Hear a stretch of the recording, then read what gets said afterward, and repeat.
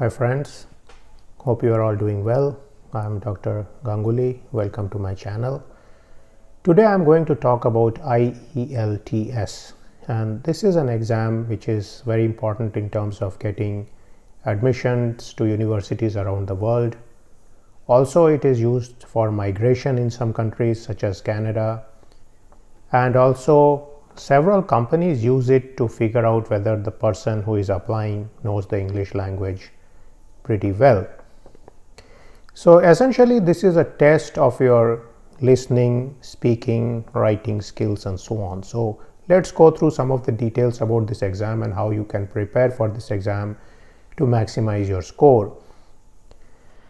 So basically you need to get a score of 7 or more in this exam to be really a good candidate, and so that could be a target. So let's start with the usual way we use to prepare for any test, is that you get hold of a mock test and you give this test.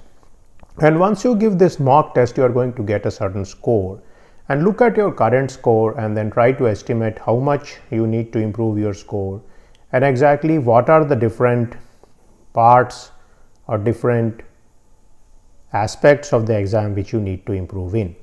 So let's look at the 4 aspects of this exam and study them in detail. So these are reading, writing, listening and speaking. So once you have found the gap, you will know which is the area where you are weakest in, which is the area where you are strongest in. You can of course strengthen the area where you are strongest, and also you can devote a lot of time to the area where you are weakest so that you bridge the gap between these two. So let's start with the listening part.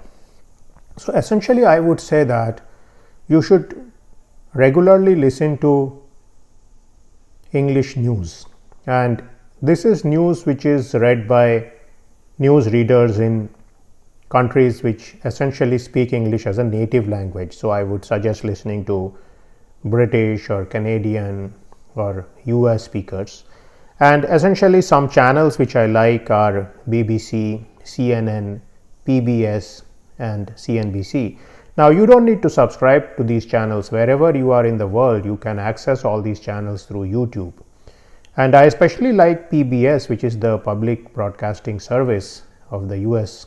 And essentially this channel, they speak very slowly, they are quite thorough in their debates and discussion, and so you will not only gain a lot of knowledge about how to listen, but also you will figure out how to craft concepts in your mind and know a lot of material which is often required in these exams. Now if you are not a news fan, you can of course listen to movies, you can see Netflix and so on. And one of the things is try to listen to more serious movies, try to listen to dramas rather than thrillers and so on. So again, court dramas are a good way to get a hand on some of the listening skills, so try to concentrate on that. I would say spend 30 to 45 minutes each day on this listening aspect in general in your life. Now let's turn to part 2, and this is reading. So reading, I would say here the main issue is vocabulary. So you need to spend a lot of time to improve your vocabulary, and again there are various books on these subjects. There are words and you can read them, you can consult your dictionary all the time whenever you encounter any difficult word and so on. Now one more thing I would say, that I have made many videos on vocabulary on my channel and I have put them in a playlist, so you can check these out also.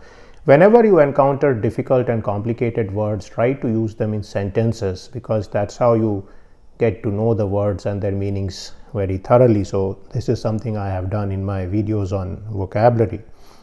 Now beside this, it's important to know a lot of different fields, because what happens when you are suddenly confronted with reading material, if this field is very obscure to you, then it's difficult to read this material. So some of the subjects I would suggest that you read are history, geography, popular science, psychology, sociology and philosophy. So very often if you are a person who is doing a humanities degree, like you are a BA student, you may have an edge as far as some of this reading material is concerned, because you are likely to read a lot of literature as well as non-fiction in studying for your own exams. However, if you are a science student or a commerce student, you sometimes have less exposure to some of this reading material, and I think this is one of the reasons why very often women do better in the IELTS exam than men, because women are often studying some of these art disciplines and they are very good in terms of reading various subjects. So let's now turn to the next issue, and that is writing. Now in writing, I would say grammar plays a very important role. So if you are not good at grammar, I would suggest you pick up a good grammar book. I used to write Wren and Martin's grammar, but there are many more newer books on this subject, and then go through this book very thoroughly and also increase your reading. Not only read books and magazines, but also daily read the newspaper, because that's going to certainly help you to improve your English language skill. Now essay writing is also a very important aspect, and here I would say there are entire books on this subject. There are books devoted to a lot of people having written various compositions and so on. So you can take a look at these and write these out and see how you can improve your language here.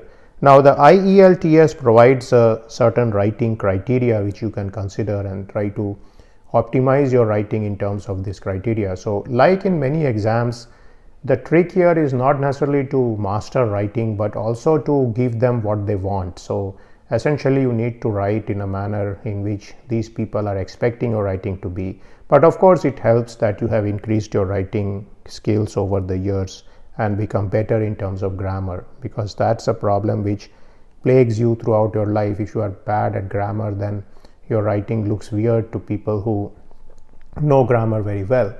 And of course there are two ways to learn grammar. One is you can keep reading and keep listening to good English, and after some time your brain will figure out what is the correct grammar in every situation. That's actually the way many people learn grammar in the native speaking world, where English is the native language.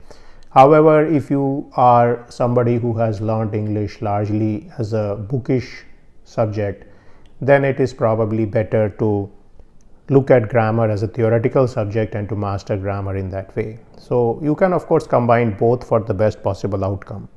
Now the next issue is speaking, and here I would say that try to speak in English wherever possible. Now in many places and countries and states it's not possible to do it, because most of the local talk, the lingua franca, is in the vernacular language.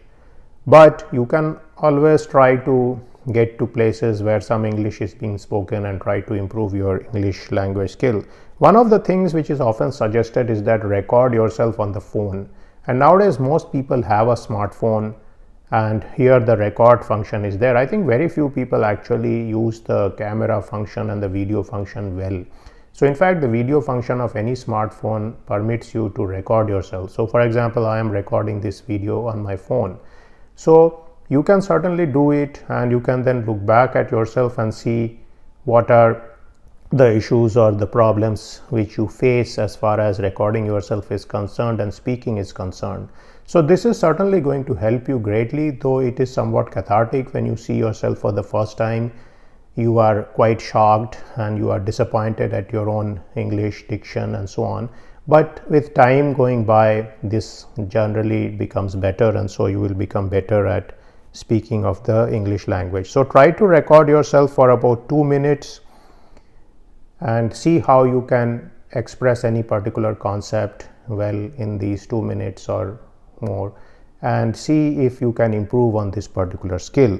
Now one more possibility is that if you are in a situation where English speaking is extremely difficult, try to read loudly from a book. So that is a practice you can do. Whatever book you are reading, or even if you are reading a newspaper, try to take a section and read loudly so that you can read that entire section. And if possible, you can record this particular speech you are giving on a video on your smartphone and then listen back and see how you can probably make this better. Now finally, I would say that you should not rush through this exam, because verbal skills take time to develop, and therefore if you are dealing with any kind of English language improvement situation, you should give yourself at least 3 months, but preferably 6 months for your preparation. And there are several books on this subject. Of course, out there I will give some links in my video, but you can find many more by searching in Google. Now, some of the longer term things I would tell you is that many people tend to neglect the English language when they are in their primary and high school and college. They focus too much on the technical aspects of the subject. So they are always focused on science, they are focused on social science and so on, mathematics also. So one of the problems with this is that you may continue like this for a long time, and you may even end up getting a degree in science or engineering or some subject. But what may happen is that you may suddenly find that you are